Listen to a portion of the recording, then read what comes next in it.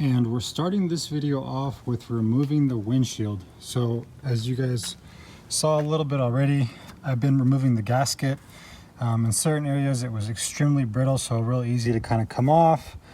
There might be a more professional way of removing it, but that was what was easiest for me, as far as taking that box cutter, making a cut along the side here and along the windshield, and then it just, like I said, real brittle, it just came right off. So the reason I was replacing it is there was cracks and gaps in literally all four corners. You can kind of see that one there. It was separated from here and then this piece here, so it was almost a ½ inch. Literally every corner of the windshield was like that. So we're going to be replacing that.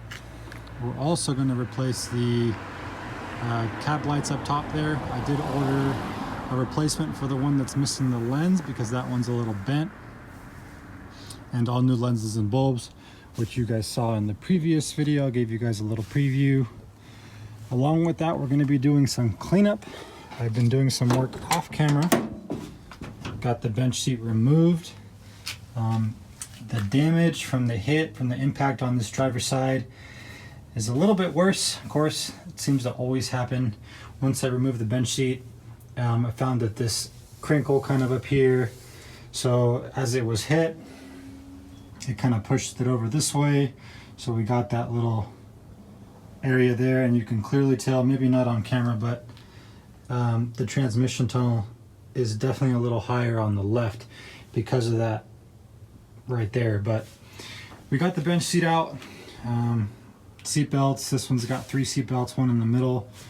Of course, the in-cab tank. So we're going to clean this all up. Once we remove the windshield, I'm going to remove the dash pad and clean up in there really well. That way the interior is nice and clean. We'll just leave it like that.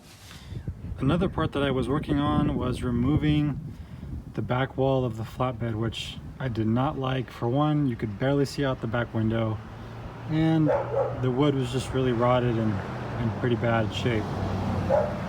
But another thing that I noticed is you can tell the cab is tilted to the right because of the impact on the driver's side. So eventually I might just pull the cab off and replace the cab corners and see if that fixes it.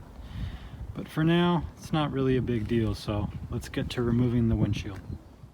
Windshield is out, and if you guys are attempting this, I would definitely recommend an extra set of hands. It gets kind of stuck in certain areas, and you don't want to pry on it too hard, of course, because it's going to break. I was definitely trying to not have that happen, but all the rails, I guess you could call it, are in pretty good shape. I'm going to get these all cleaned up and just make sure there's no rust. If there is any surface rust, we'll just take some light sandpaper, scuff it off, and then just throw on some primer.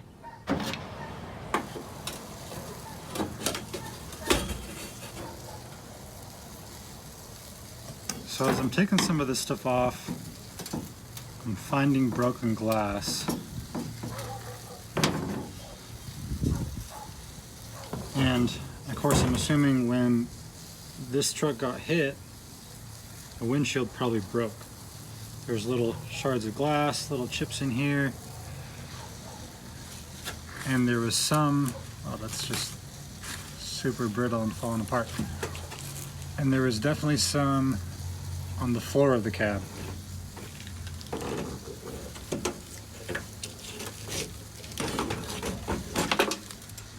And it looks like that was already disconnected.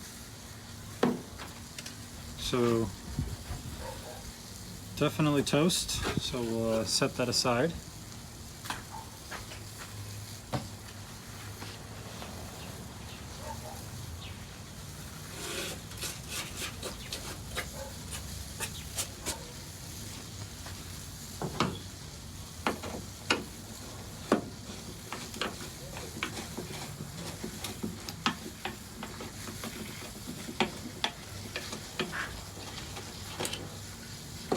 So you guys that have dent sides, please correct me if I'm wrong on any of this stuff, but I think this takes the dash off, or at least lets it come loose. So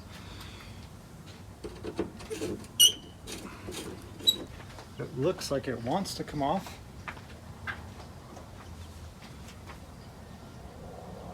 And it seems like it does.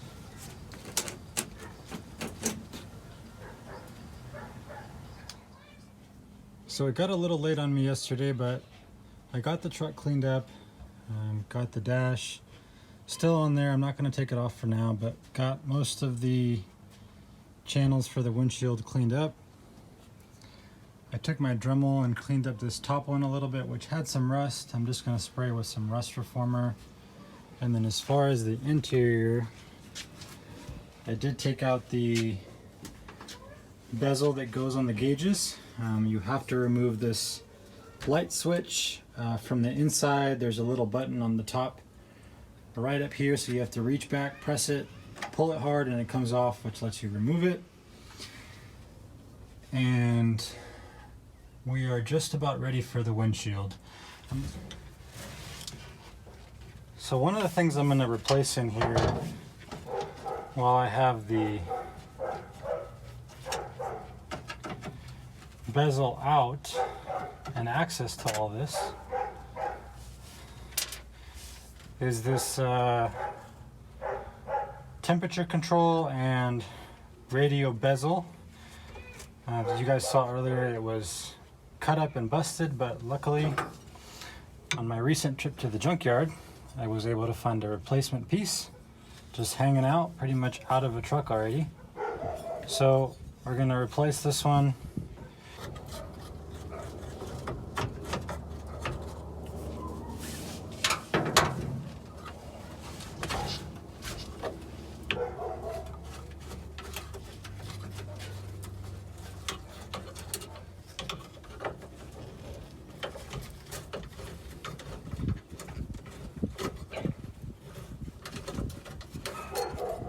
So 2 screws and it's out.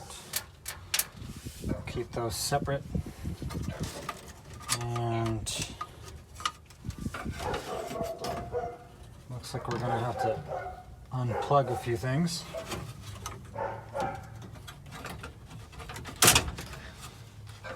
There comes that. I wonder if I can get this .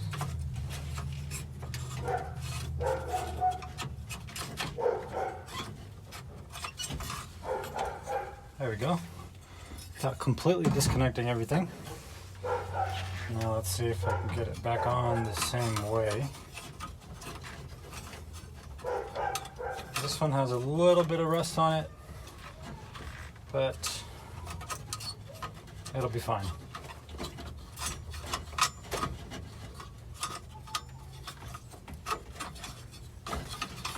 There we go. So we will first plug this back in. So I was able to get this new piece back through and both connectors on. It turns out the selector here, which has the main tank, which is right here behind me, and the auxiliary tank under the truck, was disconnected, so we wouldn't have gotten a fuel reading. So now that we have that connected, who knows? Maybe it'll tell us how much gas we have. But we'll get this put up.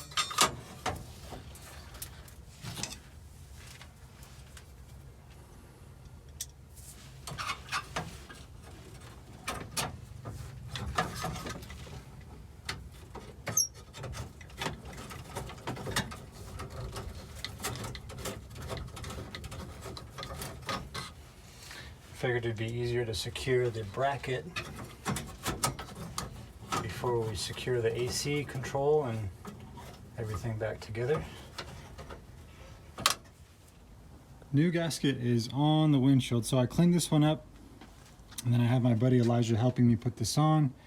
He's replaced the windshield and the rear glass in his Mustang 68. So we definitely got the gasket on. We just kind of wedged it in there and used a flat head to get this front lip over. We got it over on the whole windshield.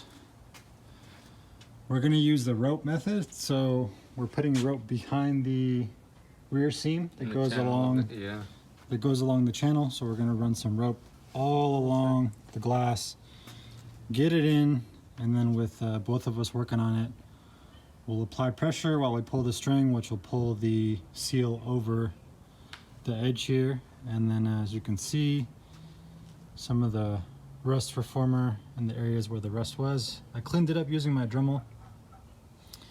And it's been about an hour now, so it should be more than dry. Let's get the glass in.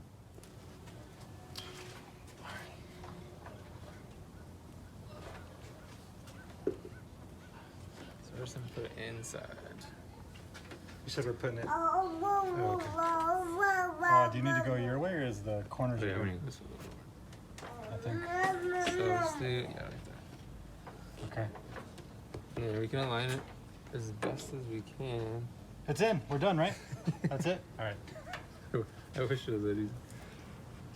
Does your side have a gap? A little bit, yeah. No.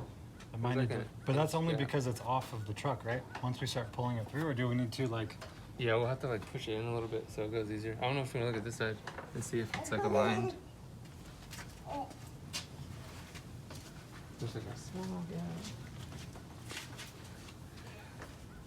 I think that's probably about the same as what you had on this side.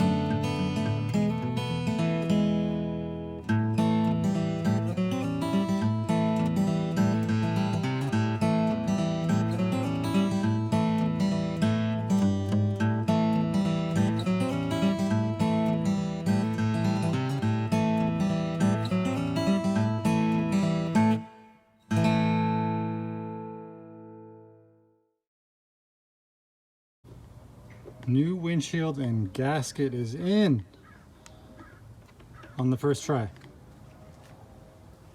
So now we are just getting the bottom seal on the inside to sit correctly. And we're using a little trick with the screwdriver, a flathead.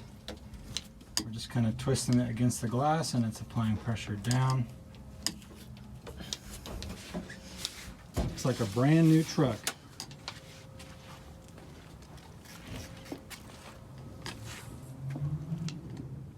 Now that the windshield is in, the last thing I'm going to do is replace the cab lights. This is the molding or the trim that holds the headliner up, which is just a piece of cardboard. And I also removed the factory sound deadening material, which was like a fiber type mesh, I guess. So all the lights are loosened up already. I did replace the lenses on the two middle ones and then the complete housing on the end. So I'm also going to put the second new housing up here. This one just had a broken lens and that one there was pretty bent. So we're going to swap the bent one out with one of these original ones and get the new one on the end here. So I'll show you guys how those go on. So I've already got these disconnected and loosened up from the bottom. And they just use this little style connector. And you can tell this one's kind of bent over and damaged.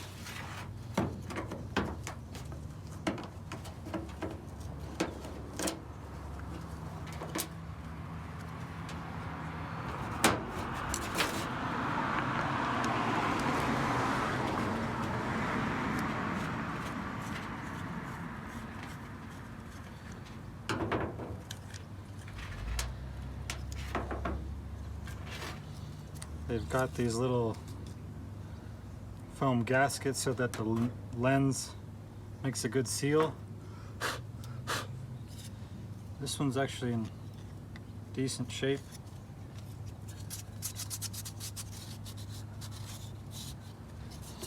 So what we're going to do is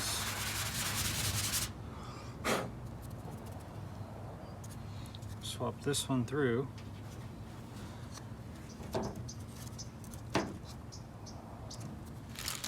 Now the difference between this and a replacement you order from LMC is these are secured to this bracket there, so they're pretty much riveted or kind of pressed in place. You use those to secure it. Now on the piece from LMC, it does not have those, and I did not know that. So I'm gonna have to make a trip to the hardware store and find something similar to that that'll bolt into those holes or fall through those holes, and I can secure it on the inside of the roof. Now I just use a little 9mm to take the nut on the other side of this off, so we'll use something similar to that to tie them down. Even though all of the bulbs were good and lit up, I ordered all new ones, so we'll just replace that.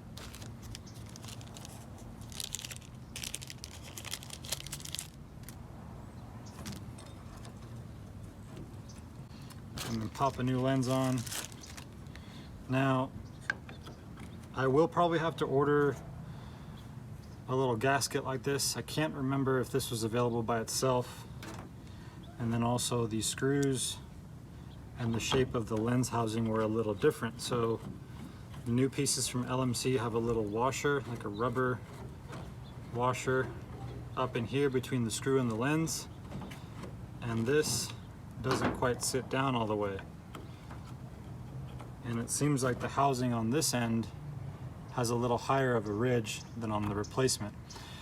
So maybe that gasket down here will push it up, and then I'll probably use a small little rubber O-ring to make sure that no water falls in through there. And then lastly, this is the type of connector that it uses for the wiring, and the replacement does not have one. So what we're simply going to do is cut this off, cut this one down just a little,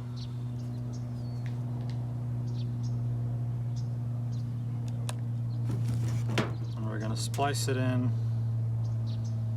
using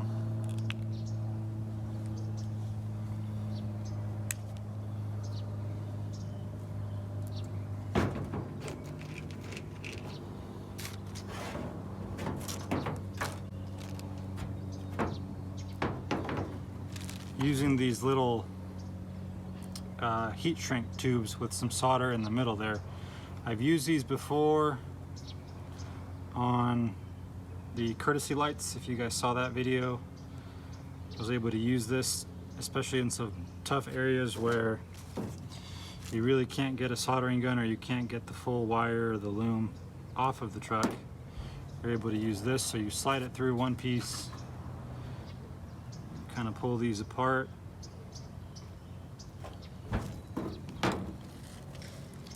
and you also pull these apart so that they create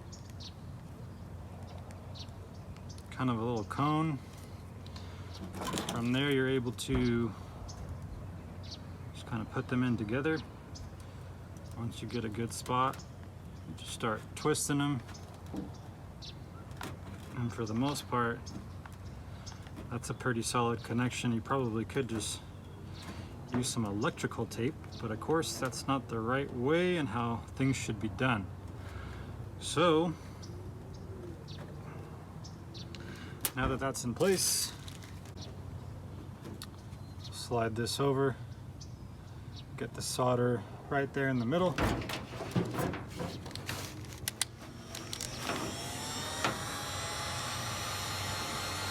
And we'll just use the heat gun.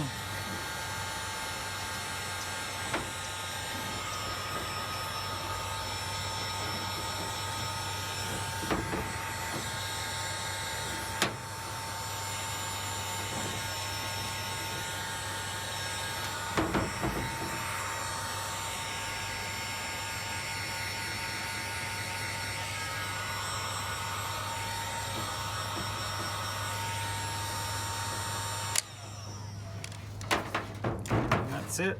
Now it might be kind of hard to tell, but the solder did expand to both sides, so that should ensure a nice solid connection.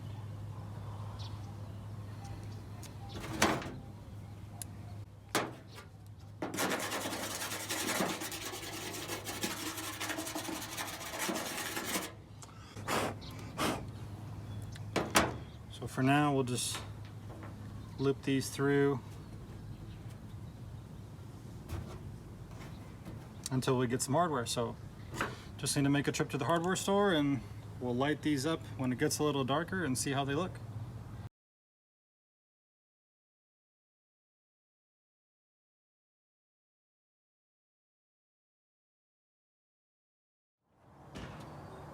Alrighty, so I'm losing daylight, but I feel like it's just perfect timing. Still dark enough out to where you can get a good clear picture of the lights and the truck. I made a quick trip down to the hardware store, and this is what I picked up. It's a little Phillips head bolt, I guess you could call it. And we just got 2 washers and a lock washer. You want to make sure this is making a good solid contact, because on the LMC housing replacements, that front hole acts as your ground. So you just want to make sure that one's really secure so you get a good ground, or else those won't come on. But let's get these lit up and see what they look like.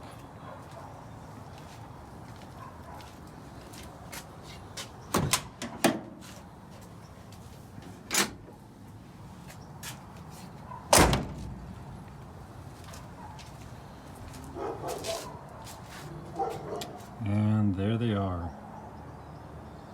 I'm really glad I decided to change all the housings, the lenses, well, 2 of the housings and all of the lenses. They look really nice, really bright. You could really see them from pretty far away. And now that they're all repaired, they gave the truck a nice attitude. I feel like it looks good. So happy with that. We have some more content coming up on the dually. We're getting the front grille back on and getting closer to a first test drive.